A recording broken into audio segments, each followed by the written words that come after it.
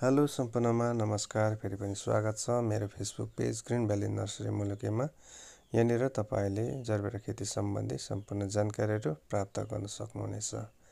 अहिले भने म मलखाडीमा आएको छु र मल चाल्ने काम गरिरहेको छु। यो चाहिँ हो गाईको मल।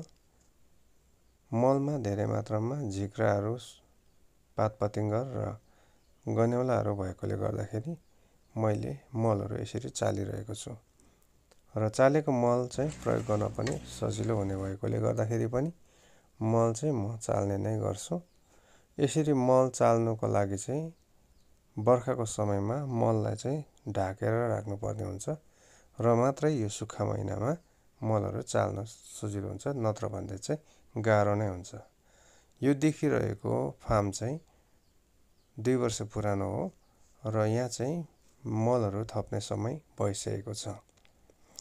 हिजो आज चाहिँ मैले जरबेराको पातहरू प्रुनिङ गर्ने काम गरिरहेको छु र यस्तै प्रकारले मलहरू पनि एड गर्ने काम गरिरहेको छु।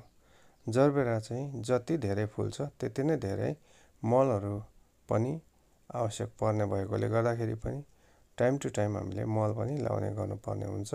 म चाहिँ गाईको मल साथसाथै भर्मी कम्पोस्टहरू पनि एभाइलेबल भएको बेलामा लाउने गरिरहेको छु।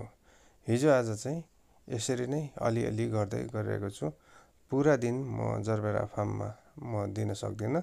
दिनको समय अरू काम गर्नुपर्ने हुन्छ र बिहान र बेलुकाको समयहरू चाहिँ यसरी प्रुनिङ गर्ने काम र फर्टिलाइजरहरू यसरी एड गर्ने काम गरिरहेको छु। तपाईहरुलाई मेरो काम के कसो लाग्छ तपाईले कमेन्टमा भन्नुहोस् है त। र आज चाहिँ मैले यति गरिसकेँ र यसरी नै अझै धेरै लामो समय लाग्नेछ। तपाईहरुलाई देखाइरहनेछु। हेरेर साथ सपोर्ट दिनुहोस् होला।